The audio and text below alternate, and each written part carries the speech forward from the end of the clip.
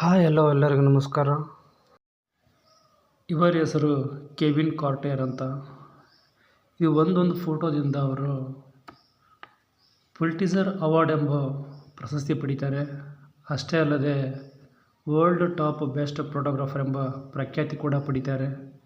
ಕೊನೆಗೆ ಅದೇ ಫೋಟೋದಿಂದ ಅವರು ಆತ್ಮಹತ್ಯೆ ಮಾಡಿಕೊಳ್ತಾರೆ. ಕಾರಣ ಏನಂತ ನೋಡೋಣ ಬನ್ನಿ. ಈ ಒಂದು ಫೋಟೋದಲ್ಲಿ ಹಸುವಿನಿಂದ ಬಳಲುತ್ತಿರುವ ಒಂದು ಚಿಕ್ಕ ಹುಡುಗಿ, ಆದರೆ ಅದು ಬೇಗ ಸತ್ತರೆ ನನಗೆ ಆಹಾರ ಸಿಗುತ್ತೆ ಅಂತ ಕಾಯುತ್ತಿರುವ ಒಂದು ರಣಹದ್ದು. ಈ ಚಿತ್ರವನ್ನು ಸೆರೆ ಹಿಡಿದವರೇ ಕೆವಿನ್ ಕಾರ್ಟರ್ ಅವರು. ಈ ಫೋಟೋಗೆ ಪುಲಿಟ್ಜರ್ ಪ್ರಶಸ್ತಿ ಕೂಡ ಬರುತ್ತೆ. ಇದರಿಂದ ಅವರು ವಿಶ್ವ ಪ್ರಖ್ಯಾತಿ ಕೂಡ ಪಡೀತಾರೆ.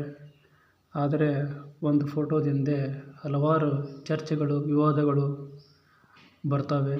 ಅವು ಏನಂದರೆ, 1993ರಲ್ಲಿ ಸುಡಾನ್ನಲ್ಲಿ ಈ ಫೋಟೋವನ್ನು ತೆಗಿತಾರೆ.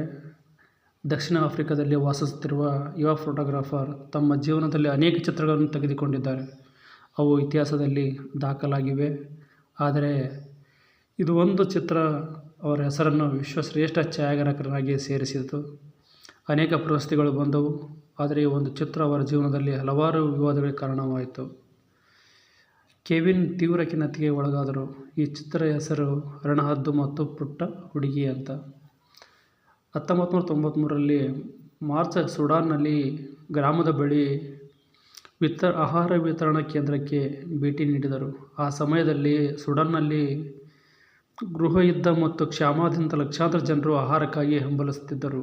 ತನ್ನ ಸಹೋದ್ಯೋಗಿ ಜಿವಾವೋ ಸ್ಟೀವ್ ದಾಖಲಿಸಲು ಹೇಳುತ್ತಾರೆ. ಈ ಚಿತ್ರವು ಸುಡಾನ್ನ ಕ್ಷಾಮದ ಭೀಕರತೆಯನ್ನು ವಿಶ್ವಕ್ಕೆ ತೋರಿಸಿತು.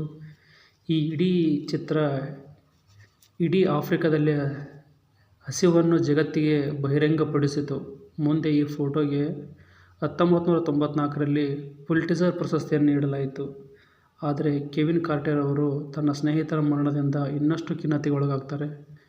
1994ರಲ್ಲಿ ಜುಲೈ 27ರಂದು ಕೆವಿನ್ ಅವರು 33ನೇ ವಯಸ್ಸಿನಲ್ಲಿ ಆತ್ಮಹತ್ಯೆ ಮಾಡಿಕೊಳ್ತಾರೆ. ಏಕೆಂದರೆ ಪತ್ರಿಕಾಗೋಷ್ಠಿಯಲ್ಲಿ ಪ್ರತಿಯೊಂದು ಇಂಟರ್ವ್ಯೂವಲ್ಲಿ ಎಲ್ಲರೂ ಕೇಳೋದು ಒಂದೇ ಪ್ರಶ್ನೆ, ಮುಂದೇನಾಯಿತು, ಆ ಹುಡುಗಿ ಬದುಕ್ತಾ ಸತ್ತೋಯ್ತಾ, ಆ ರಣಹದ್ದು ಆ ಹುಡುಗಿನ ತಿಂದುಬಿಡುತ್ತಾ ಅಂತ ಕೇಳ್ತಾರೆ.